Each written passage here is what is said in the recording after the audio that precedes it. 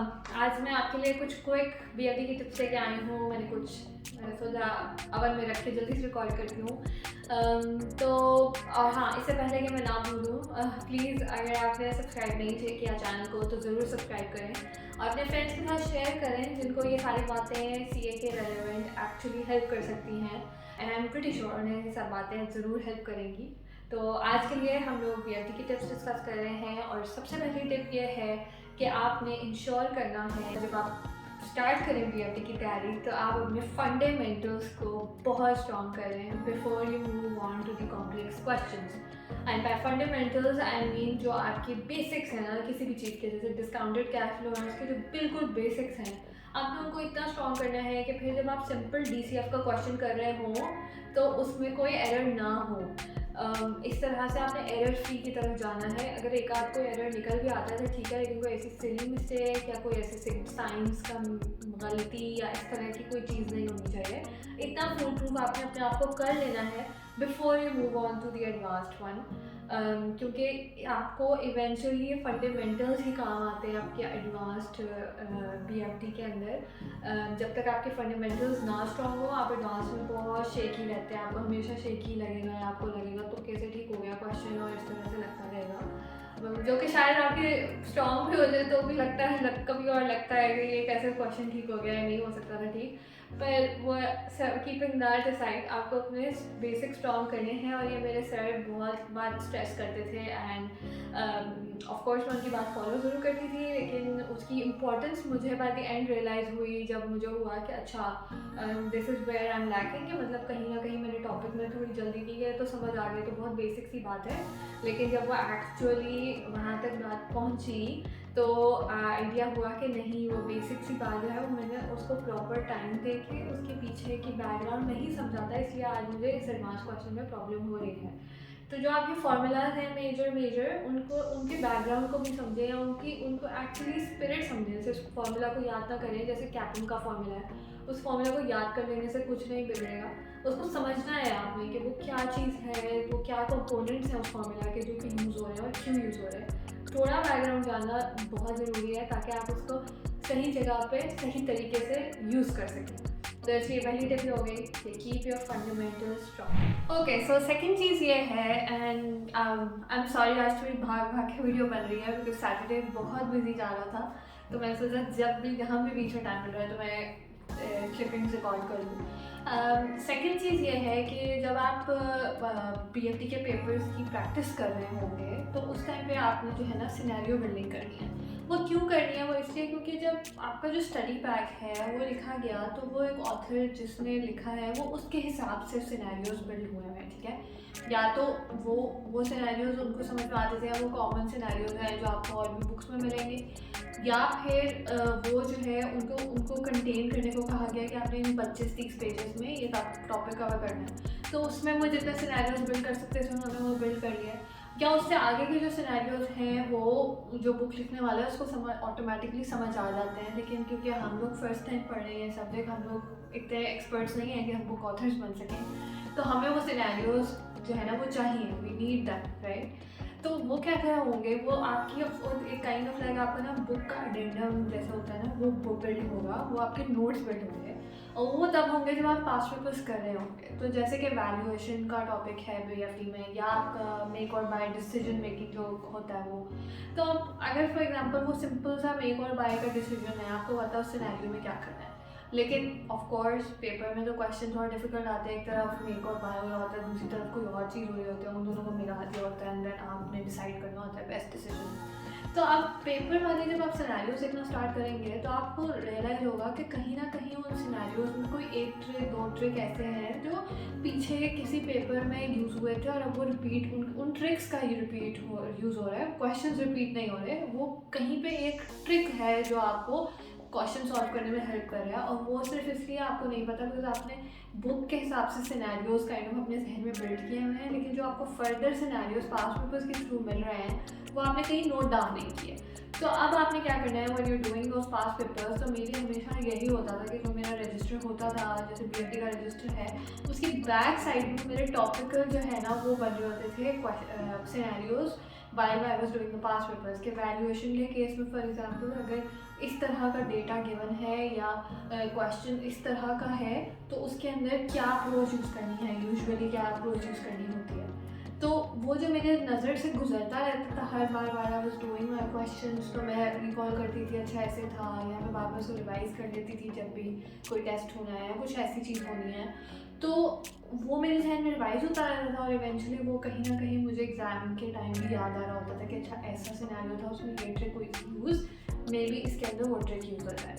तो ये बहुत ट्रिक हेल्प करती है, एटलीस्ट मुझे बहुत हेल्प किया इसने। तो आप ये ट्राई करके देखें, आई एम प्रिटी श्योर आपको भी हेल्प करेगी। अच्छा जी, अब आ जाते हैं एक और मेजर चीज़ पे जो कि काफ़ी इग्नोर होती है, वो है कि आपको 3 बुक्स ले जाना अलाउड है BFD फाइनल के एग्ज़ाम में।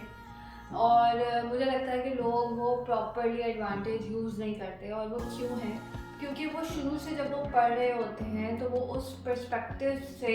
नहीं पढ़ रहे होते कि हमने कौन सी 3 बुक्स हैं जो लेके जानी है और उनको कैसे हाईलाइट करना है, या कैसे कौन से ऐसे फार्मूला हैं जो हमें याद ही नहीं होते और हमें जो है ना वो चाहिए एग्ज़ाम में कि हम फ़ौरन से अप्रोच कर सकें। ये सब चीज़ें सोच के वो लोग पेपर को शुरू से तैयार नहीं कर रहे होते, like from your first day of your class, ठीक है। और ये मैं क्यों कह रही हूँ, क्योंकि अगर आप मैं हर चीज़ का क्यों इसलिए बताती हूँ कि मुझे लगता है कि वो जहन में जस्टिफाई होना बहुत ज़रूरी है बिफोर आप किसी भी चीज़ को फॉलो कर सकें। किसी भी एडवाइस को फॉलो करने के लिए आपको अगर क्यों पता हो तो आप ज़्यादा बेटर तरीके से फॉलो कर सकते हैं, एटलीस्ट मुझे ऐसा लगता है। मैं हमेशा हर चीज़ के क्यों को ज़रूर जानती हूँ। तो इस चीज़ का क्यों ये है कि अगर आप जो है वो स्टार्ट करते हैं अपनी तैयारी और आप स्टार्ट करते हुए पूरी बुक को ऐसे हाईलाइट करना स्टार्ट कर देते हैं विदाउट थिंकिंग कि एक्चुअली हाईलाइट क्या करना है, बस आपका रीडिंग स्टाइल है और बुक को हाईलाइट किए जा रहे हैं। इवेंचुअली आपको रियलाइज होता है आप बुक्स डिसाइड करनी है, आप वो बुक ले भी जाएंगे तो उसके अंदर जब आप खोलेंगे बुक तो उसमें सभी आपको हाईलाइटेड मिलेगा। आपको कुछ समझ नहीं आ रहा कि क्या इंपॉर्टेंट था जो आपको याद नहीं रहना था जो आपने हाईलाइट किया हुआ था। तो अब आपने जो हाईलाइटिंग टेक्निक है ना वो बुक को ऐसे ही रखनी है जैसे आपको पेपर में बैठे हुए हैं और अब आपको उस पेज पे देखना है, उस पेज पे क्या नज़र आना चाहिए आपको, या कुछ नज़र आना भी चाहिए कि नहीं आना चाहिए, उस हिसाब से आपने हाईलाइटिंग करनी है या अंडरलाइनिंग करनी है अपनी बुक की। यह भी नहीं हो सकता कि आप एक बुक रख लें जिसको आप बस कॉन्स्टेंटली हाईलाइट किए जा रहे हैं कि मैं एंड में एक नया वर्जन ले लूँगा बुक का जो खाली होगा उसको मैं बाद में हाईलाइट कर दूँगा और फिर ले जाऊँगा। ये भी बिल्कुल सही अप्रोच नहीं है, बिकॉज आपको अपनी बुक यूज़ करने की भी आदत होनी चाहिए। Same and this applies for every open book exam कि आप जो बुक ले जाना चाह रहे हैं उस बुक को यूज़ करने की आपको आदत होनी चाहिए। इससे बहुत ज़्यादा फ़र्क पड़ता है कि आपको याद हो कि मैंने ये चीज़ यहाँ हाईलाइट की हुई है, ये चीज़ यहाँ हाईलाइट नहीं की हुई। वो तभी होता है जब आप ओवर टाइम उसको यूज़ कर रहे होते हैं to actually do your questions. तो इसलिए आपने हाईलाइटिंग टेक्निक कुछ सोच के रखनी है और ये सबकी डिफरेंट होती है। ये मेरी टेक्निक आपके लिए शायद यूज़फुल ना हो, मैं बता देती हूँ। मैं यूजली करती ये थी कि जो भी फार्मूला ऐसे होते थे जो मुझे एक तो याद नहीं रहने होते थे या याद रहते थे लेकिन कहीं ना कहीं मुझे श्योरिटी चाहिए होती थी उन फार्मूला की, तो उन पे एक तो मैंने उनको हाईलाइट किया होता था। दूसरा ऐसे कुछ फार्मूला जो कि ऑफ्ट रिपीट होते हैं, जैसे वैल्यूएशन के कुछ लंबे टाइप फार्मूले हैं, कुछ ऐसे जो मुझे लगता था मुझे भूल ही जाते हैं हर बार, उन पे मैंने स्टिकी नोट्स में लगा दिए थे। जो आपको अलाउड होता है स्टिकी नोट्स लगाना, आपको अलाउड होता है। आप उसके ऊपर बहुत नोट्स नहीं लिख सकते पर आप ये ज़रूर लिख सकते हैं, जैसे मैंने स्टिकी नोट लगा दिया कैप और इस पर लिख दिया कैपर, that is allowed, at least that was allowed when I was taking my exam, ठीक है। तो इतना आप स्टिकी नोट्स आपको अलाउड होते हैं। मैंने हाईलाइटर्स जो आपके स्टिकी नोट्स होते हैं उनकी काइंड ऑफ कलर कोडिंग भी की हुई थी कि पिंक वाले जो हैं देयर फॉर्मूला, ग्रीन वाले जो हैं वो फॉर्मेट्स हैं। कुछ एग्ज़ाम को क्वेश्चंस के फॉर्मेट्स होते हैं जो बार बार रिपीट हो रहे होते हैं और आपको याद भी हो सकते हैं कि ये क्वेश्चन आए तो ऐसे सॉल्व करना है, उस फॉर्मेट में सॉल्व करना है। वेरी गुड अगर आपको याद है। पर कुछ पास पेपर क्वेश्चंस जो आप पास पेपर बुक अगर लेके जा रहे हैं उसके अंदर मेरे लिए हेल्पफुल था कि वो जो कुछ फॉर्मेट्स होते हैं जो मैं चाहती कि मुझे याद रहे और मुझे एफर्ट लगता था रिकॉल करने में, उन पर मैंने स्टिकी नोट्स लगा दिया कि ये इस टाइप की चीज़ का फॉर्मेट है। तो मैंने अपने हिसाब से जो चीज़ें मुझे नहीं याद रहती थी, जो चीज़ें मुझे इंपॉर्टेंट लगती थी, जो चीज़ें मैं पास पेपर में देख रही थी कि मेरे से मैं वीक हूँ उनमें, उनके हिसाब से मैंने चीज़ें हाईलाइट और स्टिकी नोट्स लगाए। तो ये अप्रोच रखते हुए मैंने अपनी तैयारी की थी और मैंने BFT की तैयारी ड्यूरिंग जिस सेशन में मतलब जिन 6 मंथ्स में मैंने क्लासेस ली उन्हीं 6 मंथ्स में मैंने एग्ज़ाम दिया था BFT का। तो इसलिए मेरे वो 4-5 महीने वो कांस्टेंट मेरे हाथ से वो बुक, वो प्रैक्टिस किट की जो आंसर बुक होती है वो, और तीसरी चीज़ जो है मेरे पास होती थी मेरी जो एक पास पेपर की बुक थी वो। 3 चीज़ें मैं अपने साथ एग्ज़ाम में लेके गई थी। शुरू से मैंने सोच लिया था कि मैं यही 3 चीज़ें लेके जाऊँगी और मैं वही 3 चीज़ें लेके गई थी and that really helped throughout, and this is one approach that I followed for each open book exam, which includes FR and which includes audit. मेरे टाइम पे law was not open book, अब I've heard कि it is open book, तो आप उसके अंदर भी ये वाली स्ट्रैटेजी अप्लाई करके देख सकते हैं। डिफरेंट टाइप्स ऑफ हाईलाइटर्स के कलर्स यूज़ करें, बहुत इंटरेस्टिंग हो जाता है, पढ़ना भी बहुत इंटरेस्टिंग हो जाता है और बुक भी काफ़ी इंटरेस्टिंग लगने लगती है। आखिरी टिप ये है BFD के लिए कि आपने जब भी प्रैक्टिस करनी है BFD के पेपर्स की, क्वेश्चंस की, तो आपने हमेशा नीट करनी है। लाइक जैसे आप एग्ज़ाम में करेंगे उस तरह करनी है कि हर वर्किंग आपकी नीटली नज़र आ रही हो। बेशक आप श्योर ना हो कि आप कर रहे हैं जो वो ठीक है कि नहीं है, पर आपने प्रैक्टिस करते हुए हमेशा इंश्योर करना है कि आप नीट कर रहे हो, ताकि वो प्रैक्टिस इतनी ज़्यादा हो जाए कि आप एग्ज़ाम में भी करें। क्योंकि ये चांस होता है कि आप जो अप्रोच ले रहे हैं, बेशक आपने कोई एक चीज़ मिस कर दी, कोई एक फॉर्मूला मिस कर दिया, कोई एक एरर कर दिया, आपने पूरा क्वेश्चन अप्रोच आपकी ठीक थी पर कोई एक बीच में एरर कर दिया, तो एग्जामिनर ने आपको अप्रोच की भी कहीं ना कहीं वो देख रहा है कि डायरेक्शन आपकी कहाँ जा रही है, तो आपको मार्क्स मिल सकते हैं, देयर इज़ अ चांस।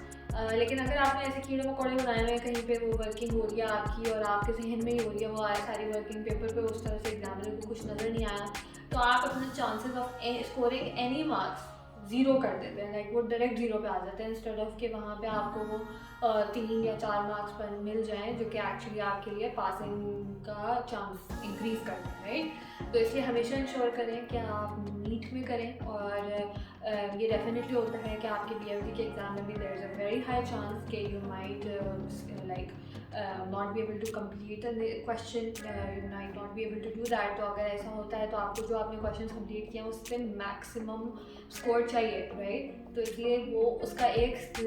तरीका इंश्योर करने का ये है कि आप जो भी करें वो नीट में करें। तो उसके लिए ये ज़रूरी है कि आप प्रैक्टिस भी नीट में करें, क्योंकि अगर आप प्रैक्टिस में ऐसे रफ वर्क कर रहे हैं तो आप कभी भी एग्ज़ाम में विद इन टाइम नीट नहीं कर पाएंगे। तो आई होप ये वाली BFD की टिप्स आपको कुछ हेल्पफुल लगेंगी। I will also try, if you are not following me on Facebook and Instagram तो maple.groove को वहाँ भी फॉलो करें। आई ट्राई कि जब भी मुझे और कोई टिप्स याद आएँ अपार्ट फ्रॉम दिस वीडियो, अगर बाद में मुझे कोई टिप्स याद आए तो I will put them there and you can refer to them. और इसके अलावा इस BFD के एग्ज़ाम से रेलेवेंट कोई और टिप्स रेलेवेंट किसी जनरल जिसमें आप स्ट्रगल कर रहे हैं किसी चीज़ में, तो उससे रेलेवेंट अगर आपको क्वेश्चन है तो डेफिनेटली पूछें, मैं I will make sure I reply. आगे कुछ वीडियोस में I try to cover FR and someone has also asked for business law, company law वगैरह वो, तो और कोई आपके जहन में स्पेसिफिक सब्जेक्ट्स हैं तो let me know. And also don't forget to subscribe to my channel and share it with your friends who might need these tips to actually pass their exams, and I'll see you next time. Thank you so much for watching. Bye.